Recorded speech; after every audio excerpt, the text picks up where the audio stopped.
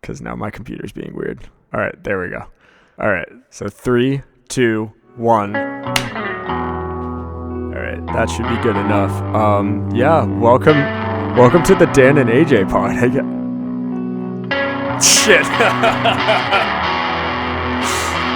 We're gonna keep it in as a cold open. All right, 3.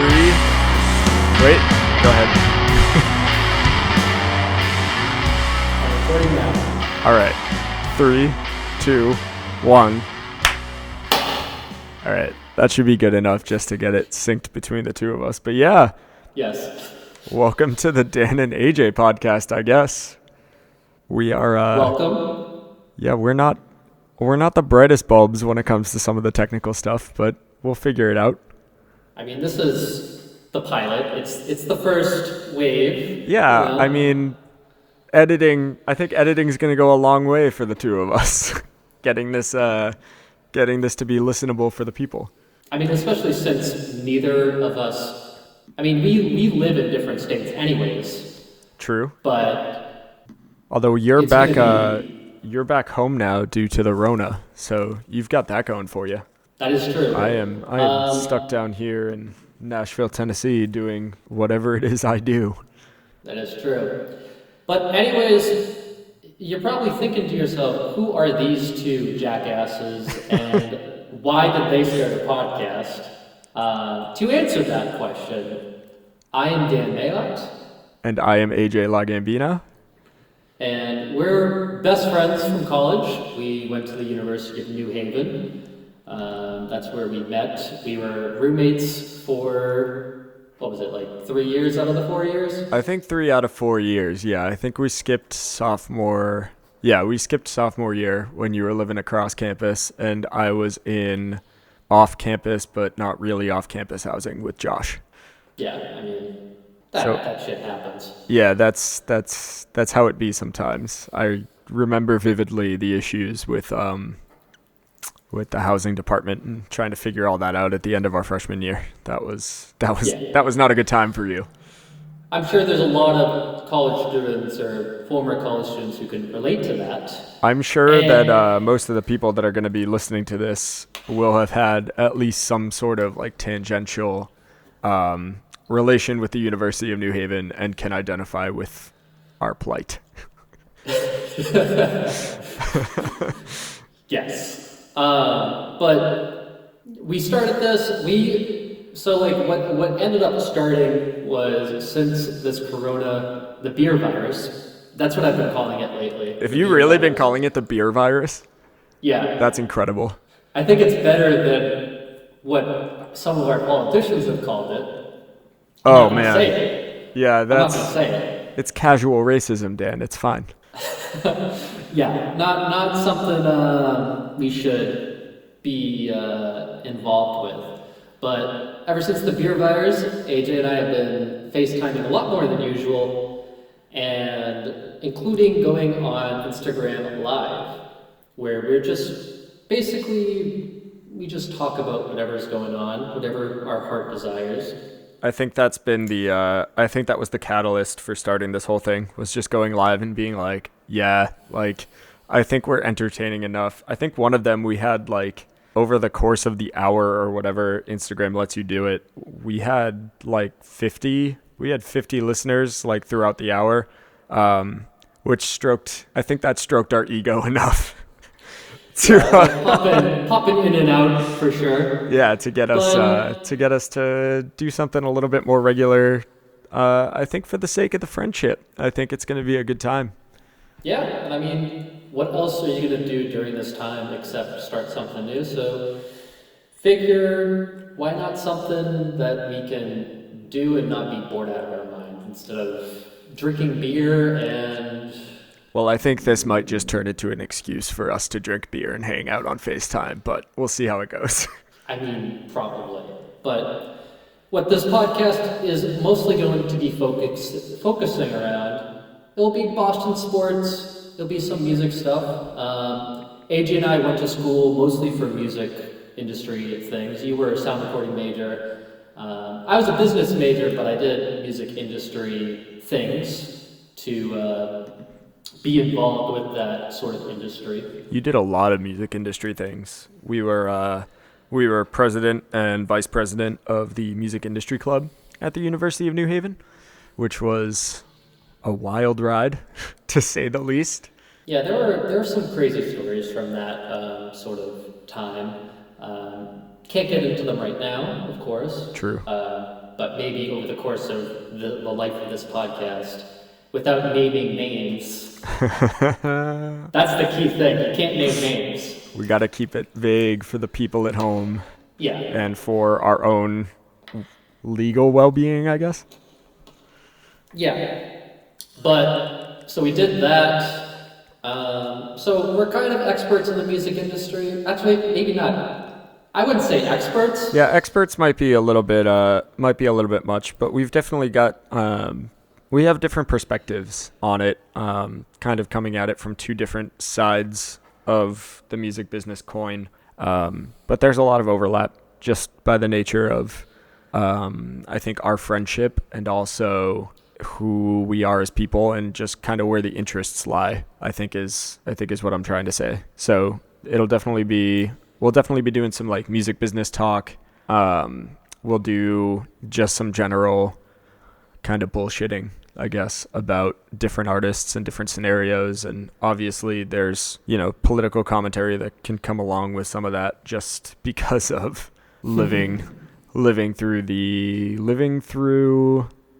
beer virus. Yeah, the beer virus. The beer virus. That's what we will call it. We are living in the beer times. Yeah. In so many ways. Both in terms of a sickness, but also drinking tons of beer lately. Which some could argue is a sickness. I choose to see it as a positive aspect of this whole thing. It gives me an excuse. Well, I will say that down here in Nashville, there's more than a few like microbreweries. That's such a hard word to say. There's a bunch of places that make like independently owned beer places, and I have had the privilege of trying out a metric shit ton of them since all of this started.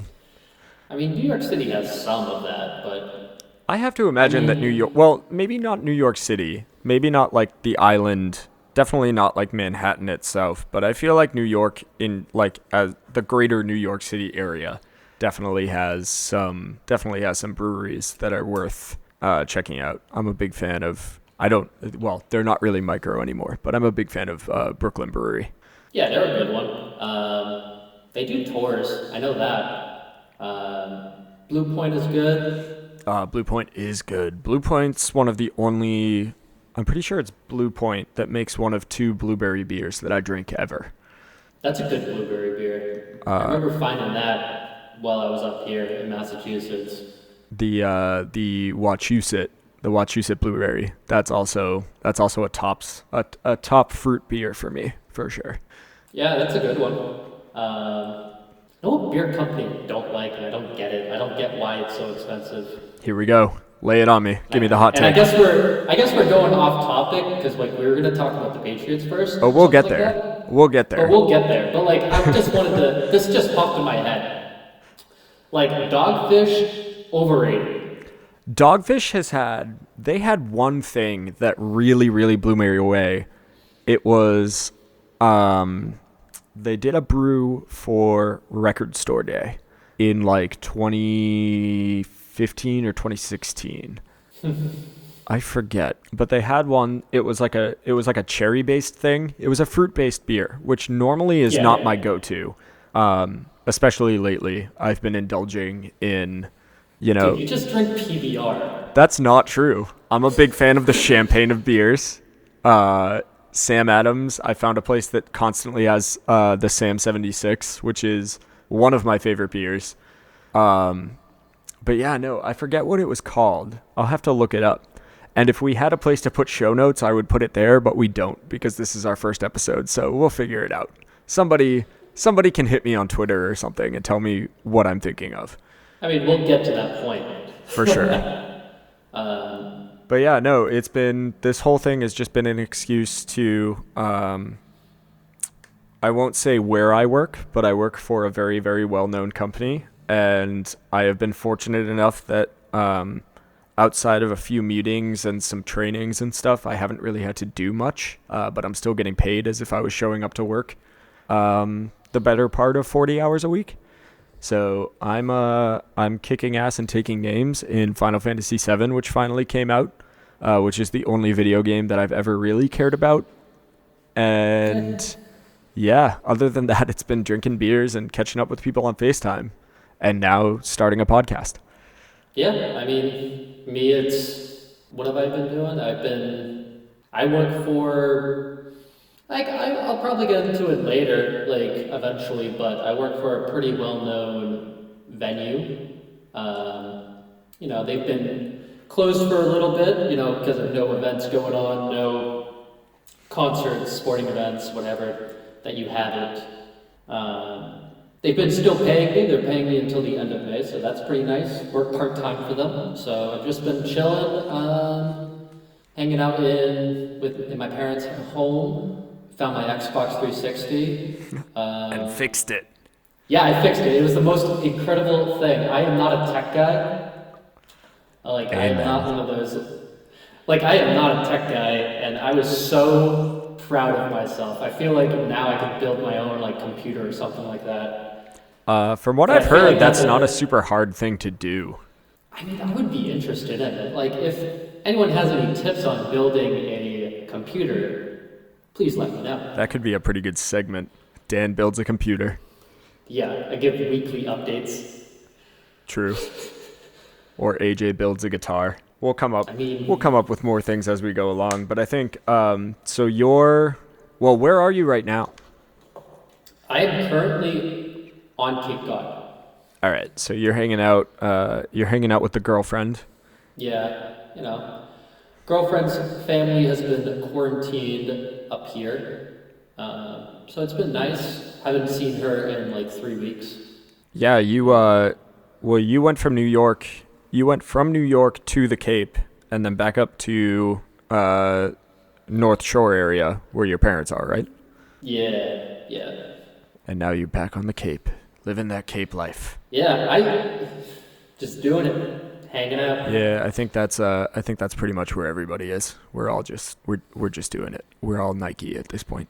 Yeah, just doing the fucking. This is the hardest part about having a microphone in front of me is that I just keep wanting to lean in and be like, "Welcome to NPR." It's a The amount of times I want to do that on my radio show. It's a prairie home companion.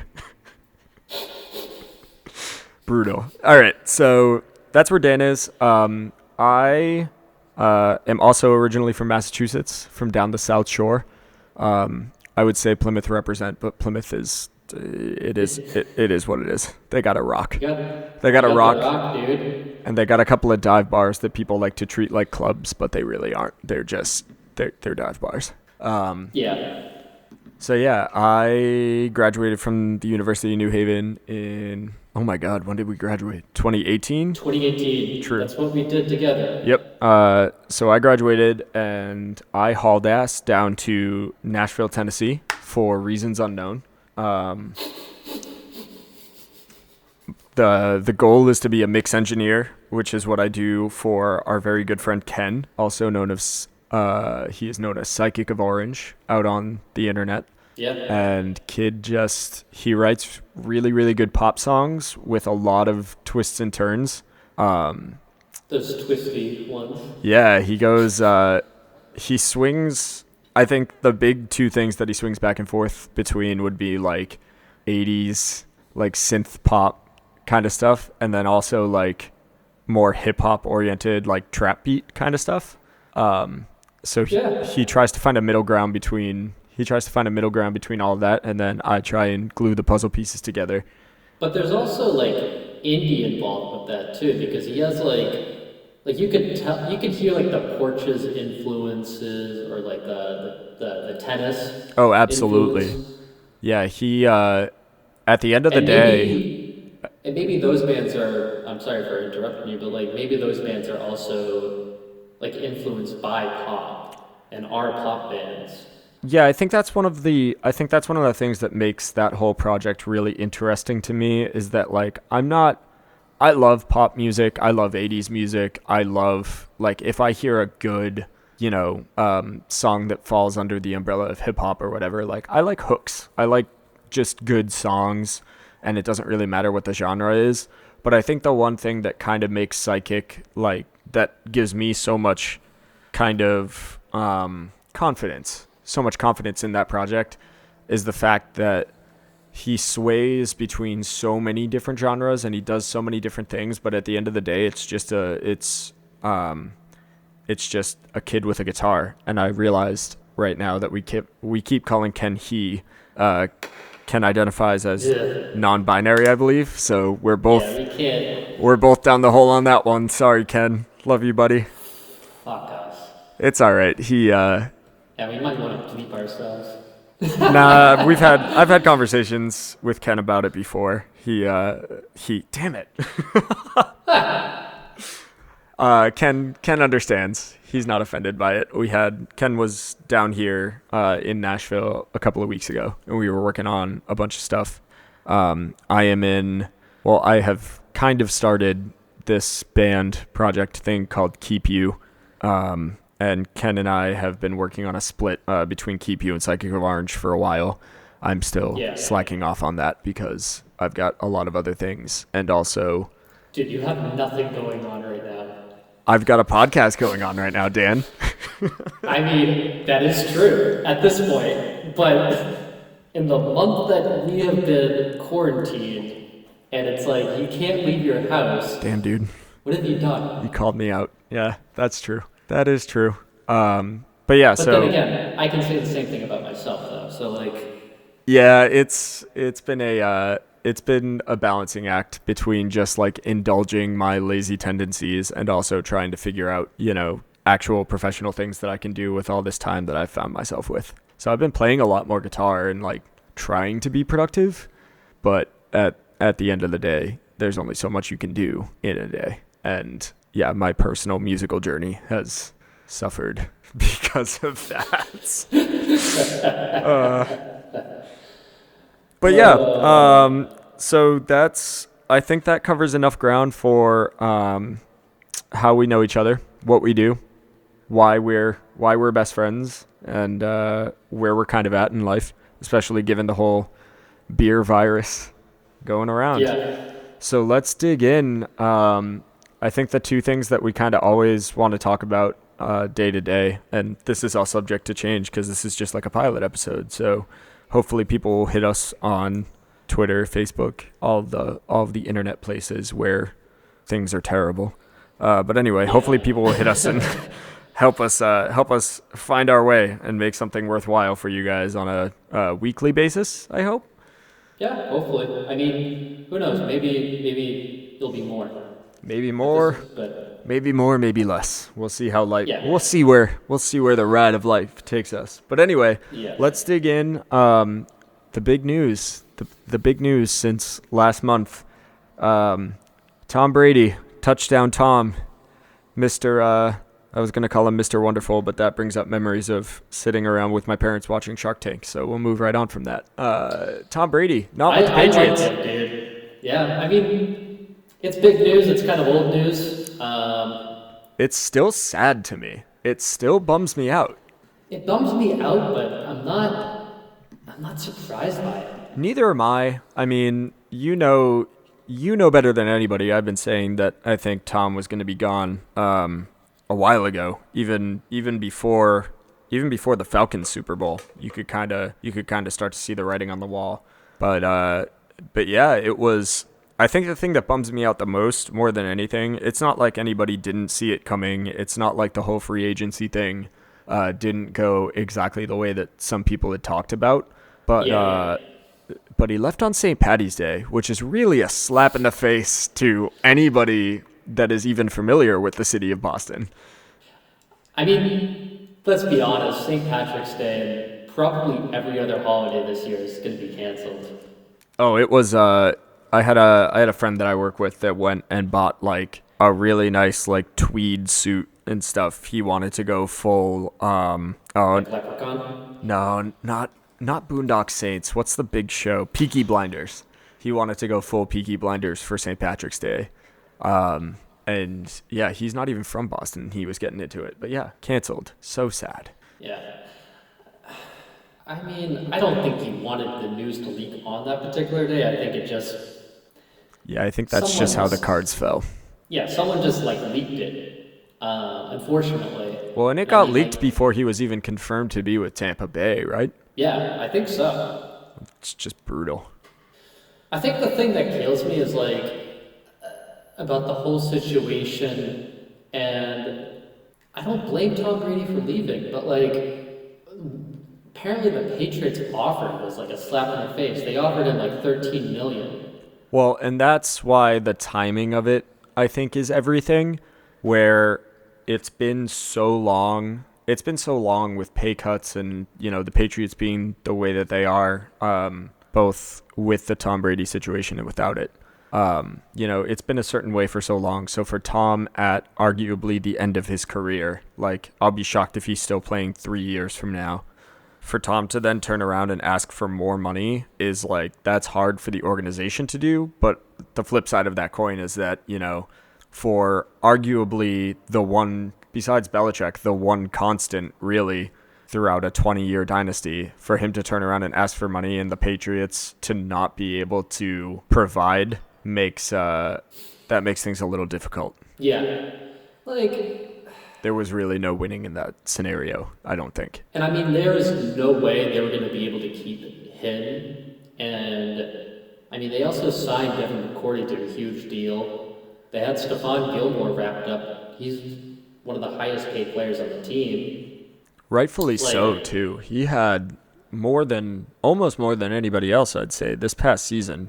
Gilmore was on fire. Yeah, he was the best player on the best defense in the league. And I mean, off the top of my head right now, I can't think of another, maybe Derrick Henry from the Titans, just because I'm down here. But like, I can't think of another defensive player who had that kind of name recognition. I mean, Derrick Henry is not on the defense, though. Then, like a running back. No shit. That shows you how much I pay attention to the Tennessee Titans. Yeah, Derrick Henry is a running back. The Houston Oilers, as far as I'm concerned. I hate the Titans. I don't mind them. I mean, oh god, Titans fans are like Philadelphia Eagles fans without the Super Bowl ring. They're just as cocky, they're just as terrible, and yet they don't have anything to back it up at all. I mean, I've never met a true Tennessee Titans fan. Exactly. But I can tell you this about New England Patriots fans. I hate most New England Patriots fans because they don't know what they're talking about and they think we're going to win the Super Bowl every year. Yeah, that was, I mean, we had a good first half of the year. We had a good first half of the season last year. And, you know, anybody that knows anything, and again, I'm not an expert by any means. I'm an armchair Patriots expert. I know enough. But I think anybody that was actually watching those games and actually was like processing what was going on in those games would have been able to look at that team even when they were undefeated for 6 games at the beginning of the year. Yeah. I mean, if Antonio Brown kept himself out of trouble and was actually a viable option for the Patriots, him in that Dolphins game, that was incredible. Antonio Brown is a great wide receiver. He did have that one really nice photo finish catch. That was a touchdown, right? I think so. Yeah. He's a fan. He knows how to catch a ball. He's just a terrible person. Yeah, there's that, and hats off to Julian Edelman. I have to say, I'm biased. I like the guy, but man, to find out that he was playing and having the season that he had with rib cage injuries, and didn't he have like something going on with his shoulder too? Like that dude was banged up, and he made it through the entire season and just looked like a pro the whole time. Yeah, I mean, Patriots were. I was like, they're not gonna. I was like, they're gonna get knocked out of the wild card round. I mean, the defense was the reason we went undefeated for so long, and then the rest of it just kind of fell apart. And them's the breaks, kid. We'll get there eventually. And I mean, everyone says like the Patriots are gonna fall off this year. I think no. I think we're gonna be fine. I think 10-6. That's what you said, right? 10-6. Yeah, I can see it. I can see it happening. What do you think of Stidham? Because I have not paid attention to this kid at all. I mean, he has a good reputation, and I mean, like, the locker room likes him from what I've heard and like from what I've been reading. I mean, he won. I think it was MVP of Auburn. Like, he went to the University of Auburn, and like he was voted like best player or like MVP on his team. Which, yeah, it's college, but I mean Do you follow that's a lot college of sports at confidence. all? I mean, I follow enough of like the draft. You know what I mean? Like So in I have like anticipation is when you like kind of yeah, so not unlike me with baseball, because the baseball I feel similarly about professional baseball as I feel about college football, where it's too long. There's too many things to keep track of. Like, talk to me when there's something of note. Like, when it comes to the Red Sox, like I love the Red Sox. I love Fenway Park. Anytime that I have the opportunity to go to a game, absolutely I'm there. But man, like unless I've got literally nothing else to do, like talk to me in the fall. yeah. I mean, I'm kind of like that with baseball too. I don't care about college football until it's like maybe bowl season or like if I'm like, oh, like this person is going to go this high. This is a college football player to look out for in the draft and everything like that. Yeah, that sounds about right. Because But there's too many colleges, there's too many bowls. It's like it's a huge thing down here, and I'm the I'm the idiot it's that just sees somebody wearing a Bruins sweatshirt, and I'm like, why is your Bruins sweatshirt red? Like I thought the Bruins were black and gold, man. nah. I mean, I don't know the Tennessee and like Tennessee Yeah, I don't even know teams. what college the Bruins are from. I care about the Boston Bruins, and that's I that's mean, about it. I mean, I don't care about the Boston Bruins, but that's just me. Yeah, you've got moral quandaries with them now, which is Yeah. welcome to my life with the Celtics. Not a yeah, there's something there's Well, something we about could get money that it. corrupts people, but we can get into it some other time. Yeah. But back to Tom Brady. Like, I don't blame him for leaving the Patriots. Like, he wanted that final contract, and he wanted to do something for himself for once. He Yeah, hasn't done that. I do think that he wanted to retire in a Patriots uniform, and I think there were just too many factors on both sides. I don't buy into a lot of the debate between was it Brady, was it Belichick, who's stronger, who's the reason for the success or anything. Like, I think in That's most things in life exist in a gray area, and this is no different. It was a hybrid of the two of them, and it was also a hybrid of the two, the system and the person that led to the downfall of Tom Brady as a New England Patriot. That's I mean, like Michael Jordan would be nothing without Phil Jackson or Scottie Pippen. Scottie Pippen. Larry Bird would be nothing without Kevin McHale or Robert Parrish. He wouldn't be able to do the things that he did without those two. Oh, have you seen the 30 for 30 on the Lakers Celtics rivalry? I have. I've seen that a bunch of times. Yeah, three-parter, amazing. Yeah, it's a good one. And again, But I don't like, give a damn about the Boston Celtics.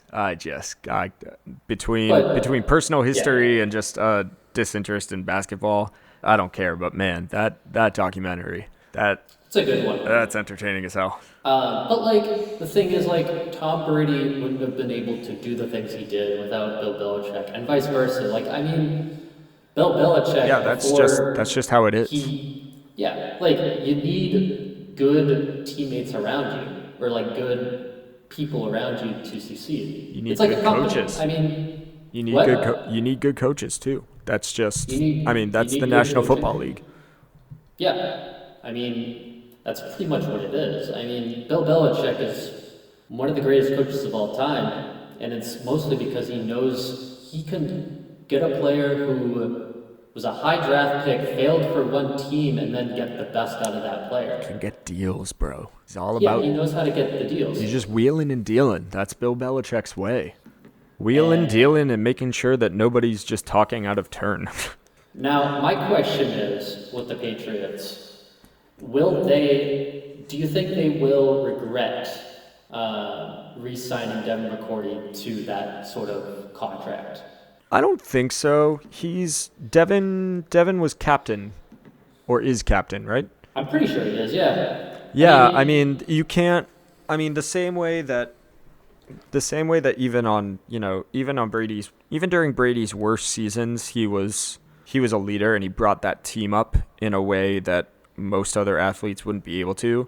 I think you can say the same about Devin McCourty. There's a clear anytime you see like the sights and sounds videos or anything like that, like he's yeah, clearly he has that like leadership X factor, for lack of a better term.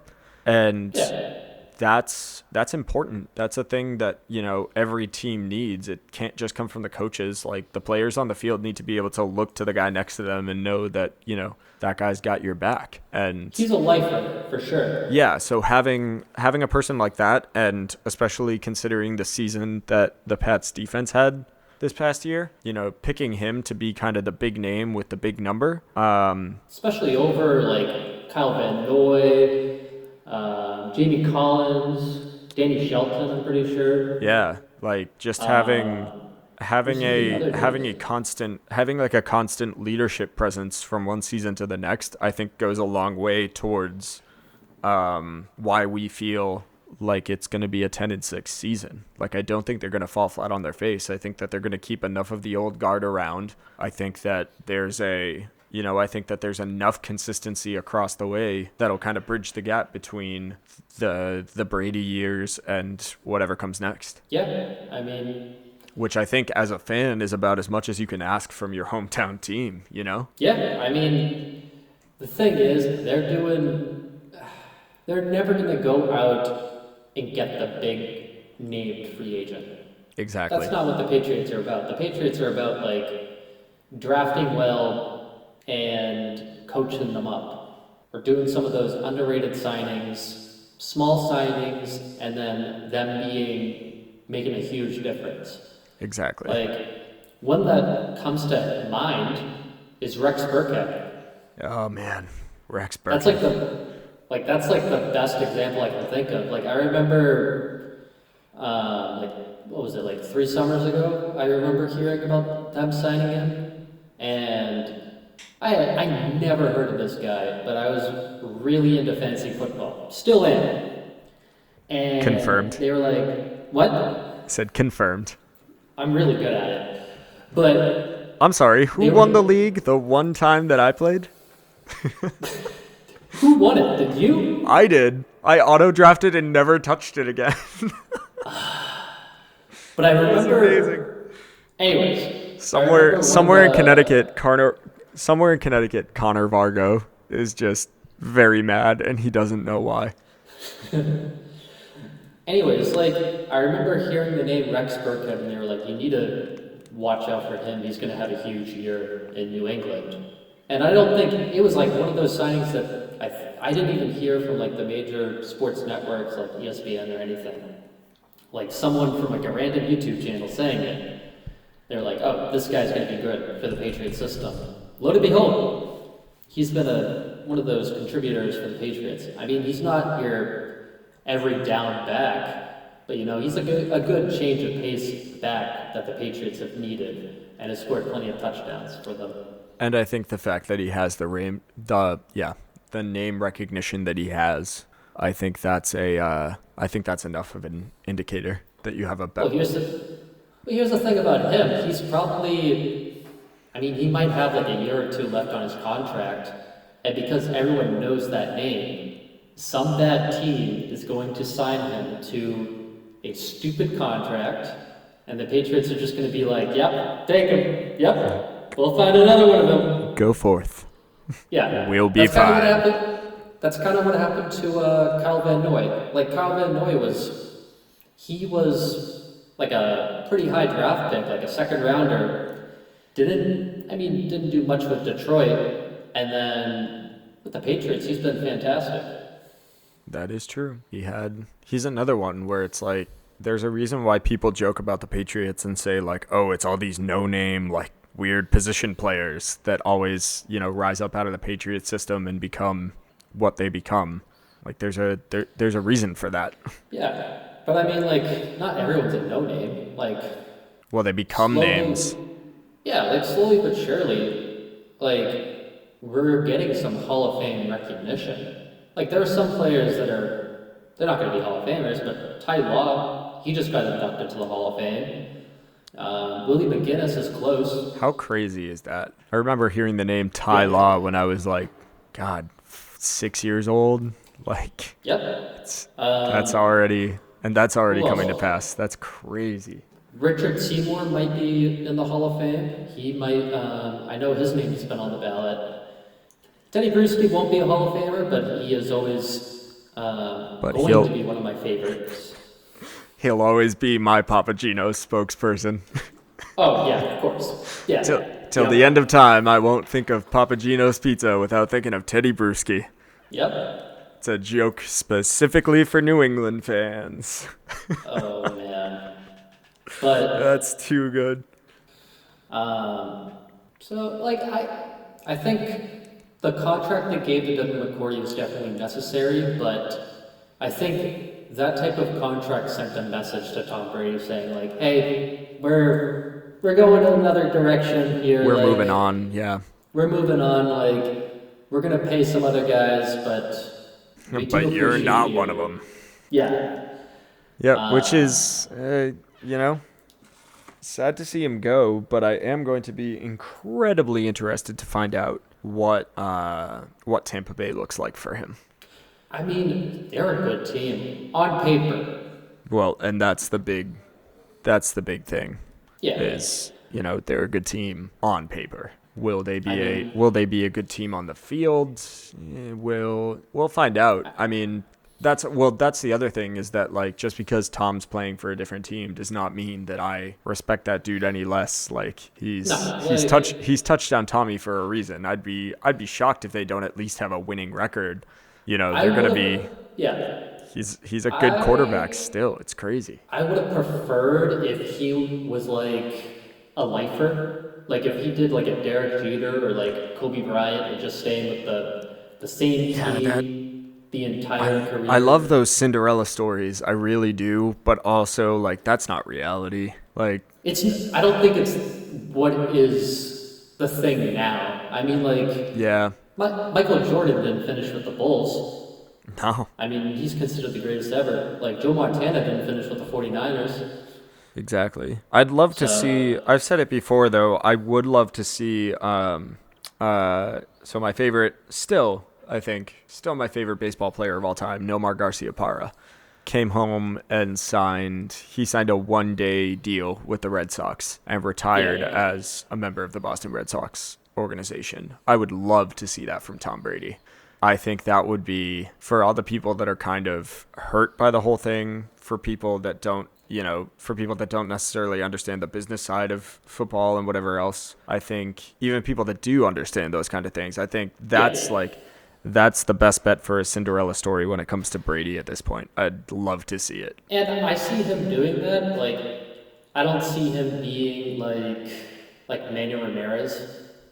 Manny being Manny. Yeah. I liked Manny Ramirez. I liked him as a player. Oh my! I thought he was great. He was not the typical Boston sports hero, though. I'll tell you that much. No, he wasn't. I Hanging mean, out in the Green Monster. Just because. I think that's hilarious. Yeah, that's, you can he gets some shade. He gets some shade sometimes that I don't think is entirely necessary. Like, oh man, I forget who I was talking to that wasn't a fan of him hanging out in the Monster, and I was like, "Are you kidding me?" Like, that's just hilarious. Baseball games are too long to begin with. Of course he would go and hang out with the dudes behind the what do you call it? Behind the Yeah. wall. I mean, there's been more offensive things. There have absolutely been more offensive things. I mean, but like Tom Brady, he will do like the 1 day contract. I I would see him love to doing see it, it. dude. I would love to see it. I just think that that's like, because I mean, so much of like professional sports just revolves around the city itself and the culture of that city. Oh yeah. And I think that's one of those things with Boston is that it's not even. I think outside looking in, a lot of people hear people from Boston talk about like Titletown or whatever, and they think we deserve things or whatever. And it's so much more about like we have an appreciation for teams and for people that kind of earn their way and grind things out and do things I guess for lack of a better term the right way. So it would mean a lot. I guess I can only really speak for myself. It would mean a lot to me to see Tom Brady turn around and like just kind of show that appreciation and show that like it's not just about, the Patriot way, it's not just about the money, it's not just about football or whatever. Like I think it would be cool for him to kind of take that time at the end of his career and be like, "No, I appreciate the culture and the people that kind of made me who I am as an athlete." No, You for know? sure. I mean, we got so many sports icons from the city itself. Like, we Especially got, you and I are in a unique position because I think both of our fathers and all of our grandfathers would tell us that being a Boston sports fan before the year 2000 was not always a good time. no, it wasn't. Um, I remember seeing something on Instagram, and I'll pull it up. Actually, I saved it. I'll send it to you right now. But Coming prepared, Dan Mayotte. while I have it, now this is a one of those Instagram posts. It's one of those. Speaking of like 2000s and like all the championships Boston has won over the course of 20 years. This is one of those like you can only pick three, and it's all the championships from all four major sports teams. Oh no. So it's 2001 Patriots, 2003 Patriots, 2004, 2014, 2016, 2018 Patriots, 2004 Red Sox, 2007 and 2013 and 18 Red Sox, and 2018 and 2011 Bruins, or 2011, yeah. Now, when I saw this originally, and I think this is your first time seeing this, so I'll give you a minute to think about it. I'm gonna open this up. For me personally, when I saw this, scrolling through social media a So few it weeks ago, or says, last week, and just to clarify, so it's of all of these championships, there's 12 championships since 2001 for the city of Boston. Of those 12, you can only keep 3. alright, here are my picks. I would choose 2001 Patriots. I think there was such a good buzz about that team, especially the way that it ended, the way that the snow game ended. The Actually, Snow Bowl, which only New England fans call it. Everybody else, it's the Tuck Rule game. yeah. Actually, Oh I'm no. gonna change. No, I'm changing my answer. Fuck. Mid-show change?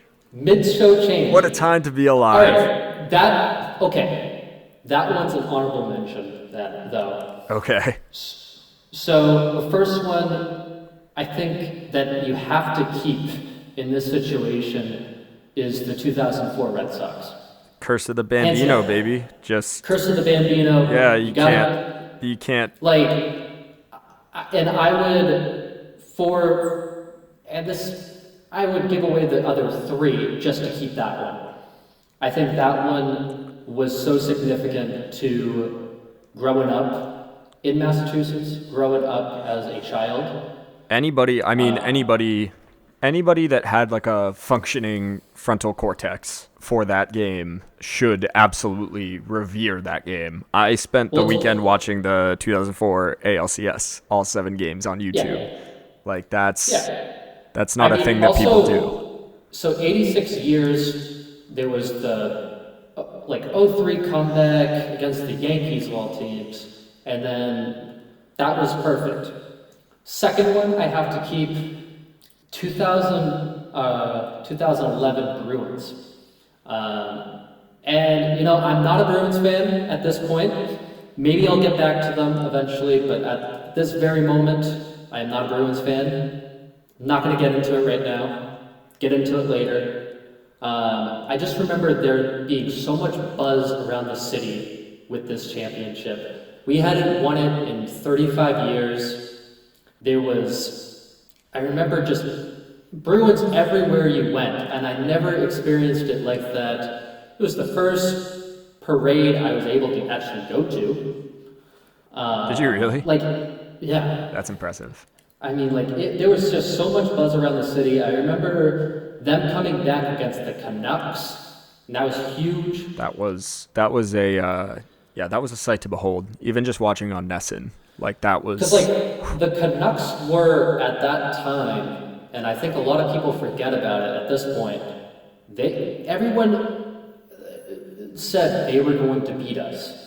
Like, they were saying, like, we had no chance in that game, and, like, I don't know. Anytime I can name off 5 players Now, off the top of my head from that team, like, remind I remember me, that team so vividly. Let me see. correct me if I'm wrong, but so as usually happens during championship sports games, uh, the mayor, the mayor of Boston and the mayor of Vancouver had a bet. They had a friendly wager going, and I don't remember a single detail of that bet. But do I remember correctly that Vancouver was kind of cocky about it too, and they promised something pretty big? I forget. We might have to talk about that next Yeah, week. it's buried in my mind. I'll have to do some research, but yeah, I seem I to just remember remember something like that. Vancouver destroying their city afterwards. Oh, which was just pitiful, but Like also, they lit it on fire. It was awful. oh man, And I think, imagine that. yeah, Ugh. and I think, as this might be controversial, but I think for me personally, this one is more sentimental. It's 2014 Patriots, and this is over 2016. That was the Uh, that was the year we went it, running across UNH because we both thought they had lost and then discovered at the same time yeah, that they hadn't. I remember. Chinese food.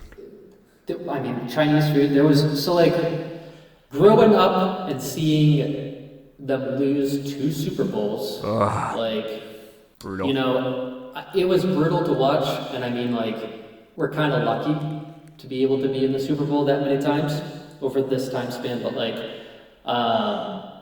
I remember that crazy catch. You know what I'm talking about. No one talks about it now at this point. But they got them to like the 5 yard line or something like that. Not Russell Westbrook, excuse me. Russell Wilson. Russell Wilson threw the ball up to I forget the wide receiver's name at this point, but he threw it up and it looked like the Patriots knocked it away, and he somehow was able to catch it on his back. Crazy catch. It was going to be. It looked like it was going to be the David Tyree catch all over again. Oh That's what I yeah. thought it was going to be. I was like, I remember seeing that and immediately was just like, turn this No. off. I don't want to watch. Yep. And I didn't want to watch it. Like We I was were in just the like, same boat. We were not I happy. was like, they're gonna score and everything like that. And then instead of running the ball with Marshawn Lynch, they somehow passed it instead. And Malcolm Butler picked it off. That was it. That was the end of the game. Well, we had to still kneel it out and run the clock out. But That was so satisfying. It was a good game. It was a good back and forth to watch. Um, Debater, I think you could even say it was better than the 28-3 game because, See, I'm gonna disagree with you there, but yeah, well, it's up there.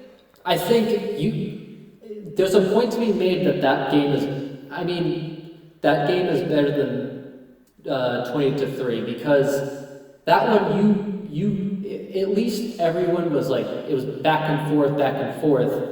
20-3, we didn't do anything until the third quarter, and we were just like this the whole time. Oh, Like we were yeah, we we were had pulling our our hair out. yeah, we were pulling our hair up. I mean, I still thought we were going to pull it out, Dan Mayotte and his never-ending positivity. but those are my three: 2004 Red Sox, 2011 Bruins, 2014 Patriots. With an honorable mention for the 2001 Patriots. Yes. Yeah, I am with you 3/4 of the way. Honorable mention goes to 2001 Patriots.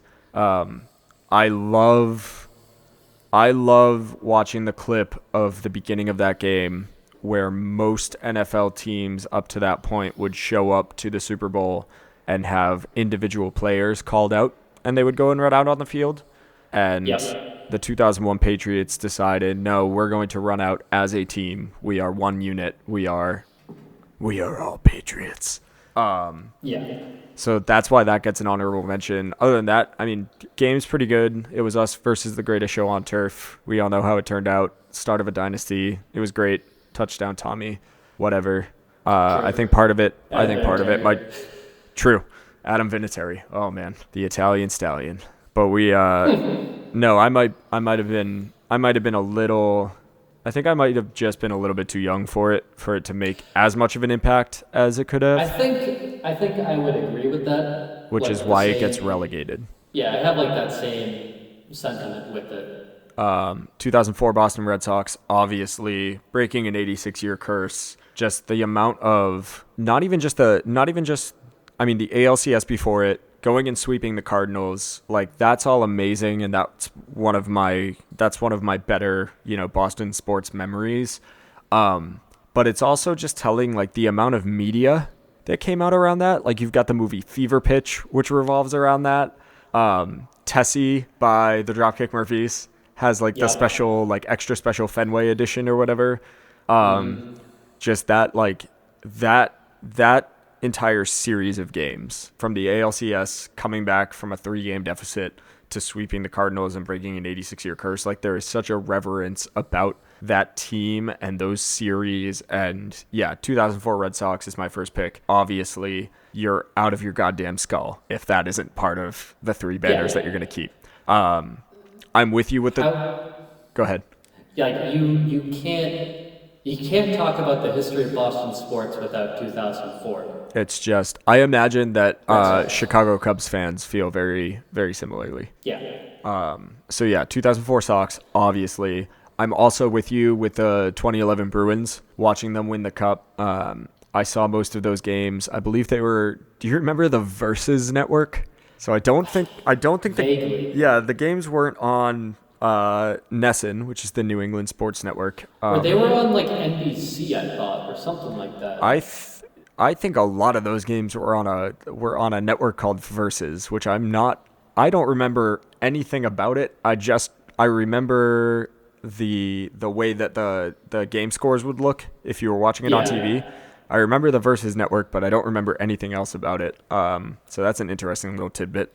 But yeah, watching the Bruins win the Cup, again, there was such a hype around it. There was so like it was a very similar energy to the 2004 Boston Red Sox. Just watching those games was just like it. As a sports fan, it doesn't get better, and it was a little bit like that watching them in the Cup this past year. And then we just lost steam, which I think it had a lot more to do with the entire like fandom, like the city of Boston itself. I had a couple of friends that were at Game 7 of this past year's Cup, and they were like, the Garden was dead. Like everybody was just there wasn't an energy to it. So I think it was like because watching it on TV, I remember like, oh, the garden seems pretty lively. Like, It was for just how like the those look like. beginning. The first couple of games of that series at the Garden, it seemed like everybody was ready. And by game 7, it just everybody had just lost gas. There was nothing, dude. Yeah. But anyway, yeah, 2011 Bruins, absolutely. That's one of the 3 banners. And then What's the one that you disagree with? I You're disagree. gonna go with. I disagree with you, and I'm going to go with the 2016 Patriots. That 28-3 game, just part of it's just the memories. We were at our friend Andy's house. Shout out to Andy, good dude, backed hard. We were at Andy's house. The drinks were flowing. The anxiety was high. It was a lot to take on. I don't think anybody really gives a damn about the Lady Gaga halftime show, but that was entertaining enough. Yeah, just watching that comeback and the feeling of elation after the Patriots they've had so many back and forths. There's been so many ups and downs with that team, at least in the Brady era, which is basically since we've been paying attention. Just that There was something about that game that was just magic. So I got to go with 2016 over 2014. But I mean, good game. I mean, yeah, I mean it's a toss up. They're both fantastic. They both have those photo finishes. Like you're not wrong, but I gotta stick with 2016 for sure. yeah. So yeah, that's we're sitting at almost an hour here. Yeah. So let's hop off the Patriots bandwagon for a couple minutes and go to our other great love, which is music. What have you been Yeah. have you been paying attention? So your girlfriend put up an Instagram video of you fake moshing, which was pretty entertaining. Yeah. Have you seen all of the joke tracks that people have sent in to put behind you moshing? At this point, there's probably been a lot of more submissions. I've seen a lot of them though. I I think it's hilarious. I gave 2. I won't cop to both of them, but I will cop to Marky Mark and the Funky Bunch. That was my submission. Justine didn't know what that was. She didn't know what Marky Mark and the Funky Bunch was. Oh man, Yeah. falling apart. So that's my terrible segue into what have you been listening to lately? What albums, what artists, what playlists? Hit hit Let me me. see. I've been listening to a lot of my review mixes. Like I've been listening to some of my summer rewind mixes on Spotify, some of my daily mixes. If I had to pick an artist I've been jamming out to a lot, they are this band called Good Looking Friends. What does Good Looking Friends sound like? They're kind of like an emo rock indie band. So The nothing World new for Is, either of us. like the world is like that kind of thing. They're really good. From Brooklyn, True. good shit. They're coming out with a new record. When is that? And is it going to be deferred because of the beer virus? I don't know. Good. I know that they've released a couple singles so far. I think the last time I heard was April, but I might have to check Bandcamp for that. But I don't feel like going through Bandcamp and their whole process. That's real. Yeah, I haven't done a bunch of discovering lately. But my friend Sean Harkins and I were talking the other day, just catching up, seeing how we were doing. And he, of all people, actually turned me on to the new All Time Low album. Really? I've definitely been a fan of the band for a while, like back towards middle school. Their first couple of albums were in heavy rotation in my more scenester days or whatever. But he told me to check it out, and I hadn't really been paying attention. But I have to say, just solid pop songwriting from that band. Still, it's incredible. There's a couple of the first single off of it is pretty good. Mm-hmm. The name escapes me right now, but there's a song called January Gloom and another one called Melancholy Kaleidoscope that are both just like solid pop rock songs, like just undeniably catchy. It's not quite as, glossy and produced as some of their previous work.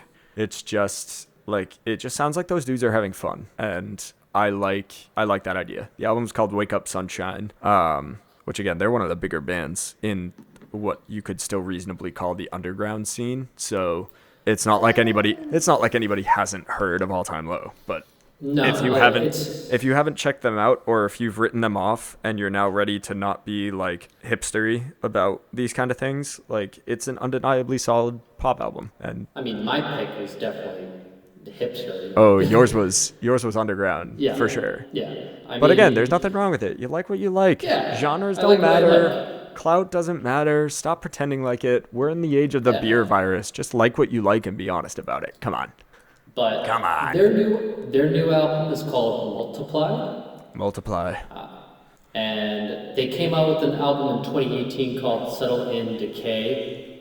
Um, That that name was rings a like, bell. That sounds super familiar. Did you tell me about this band before? yeah, I think I did. Sounds right.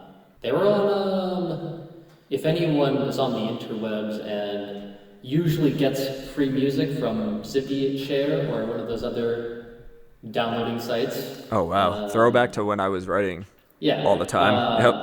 Yeah. Sophie's Floorboards, they're on there. Sophie's Floorboard. Keep it on the down Yeah. low. Don't tell everybody that you know about Sophie's Floorboard, because that was oh man, I spent so much time on that website, You just saying. adding the back before I really. So I mostly just use streaming now, but when I had my iPod Classic and I was loading that up on a daily basis for stuff to listen to, yeah, Sophie's Floorboard, good place for pirates. But now I just stream everything. That's kind of what I've been doing. Like, I mean, It's hard not to. It's easy, but it's so easy. my big thing with streaming is that it just keeps, the algorithms are designed to just like hit your dopamine receptors. So they're just going to keep giving you like nostalgic songs and things that like that you're going to like. So it's just a race to the bottom. You're not going to find a lot of new stuff because of like the computer generated playlists and whatever else. I was doing so much more discovery when I was on my own just trying to find stuff. And streaming has, to a degree, stopped that. So that might be, well, this podcast might actually be a good catalyst to get me back into doing that kind of thing. We should see if we can find like new things that we can feature each week. I mean, like, I partly agree with that, but and I mean, maybe it's because of where I work in the music industry. Like, what I do mostly in the industry, AJ talked about his with mostly like sound recording and producing music. Mixing, baby. My expertise is PR, marketing, and playlist placement.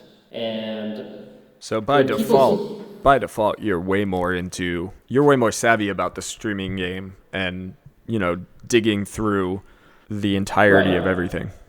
Well, like, and when people hear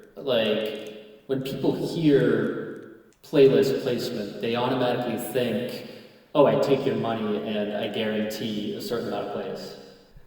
That's what I think. Well, I will be honest. There are plenty of companies that do that. What I do and my job, I find independent, the organic playlist, and I try to get your song on those. And the smaller blog playlist. And I don't pay money. I simply send an email or message through Facebook or Twitter or whatever other means to try to get your music heard.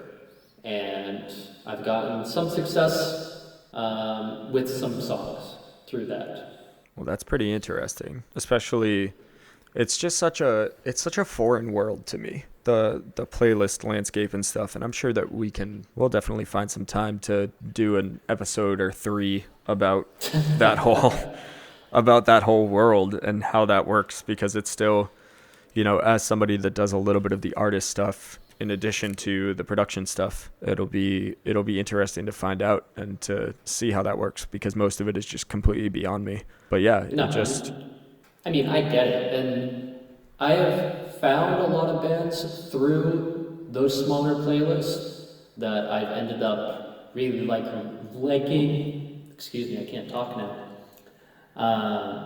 Liking, enjoying, putting on a few of my own podcasts, and also recommending to friends just to listen to. yeah, One of them, yeah, it's just, I suppose when you're immersed in it, you're doing this for a paycheck, right? yeah, Yeah. So being immersed in that kind of world and understanding it is completely different than somebody who's so used to, honestly just pirating music to put onto my iTunes library, and then if I like it enough, I'll go and buy it on vinyl or go see a show and buy a t-shirt or something. They're two completely different worlds that are slowly converging for sure. But yeah, it's such a different mindset, a different animal than what I'm used to. right. Yeah. Yeah. So we've been at this for about an hour and 13 minutes at this point. See, painless. Yeah, should we keep going, or should we wrap this up in some sort of way? I think this one can be done. I think this is a decent pilot episode. It's we went a little bit heavy on Patriots, but there was a lot to talk about there, and I think it'll just kind of swing back and forth between different things, as time goes on. So now we got to figure out a name for this thing. We got to figure out some art and stuff. So let's put a word out onto the Twitters. Are you still recording? I'm still recording. Yeah. Yeah, I'm still recording too. Yeah. So let's put the word out to whoever we can, and try and package this up into something acceptable. And I really want to name it the Fucking Podcast. the fucking podcast, Ked. But that might hurt our chances at Patreon subscriptions. Exactly. So we can figure it out. If that's the name that comes back to us from other people. But my thing is if you can't tell your grandma about it, then it might not be worth naming it that. Yeah, exactly. You can't. Your grandmother can't be I heard you started a podcast. What's the name of it? The fucking podcast, Grandma. And then has a heart attack and dies. Oh no! You killed your grandmother now. Did we kill your grandmother? I mean, both of my grandmothers are dead, so. Aw, I'm sorry to hear that. I have one still going, and yeah, she would not be a fan of that name. So we'll figure it out, but we'll keep this one locked and loaded for a couple of days. Figure out some way to put it out there to the people, and yeah, this was a good start. Let's keep the train rolling within the next couple of days. Let's do it. All right, my guy. All right. Until next time, we'll stop recording right about now. Now.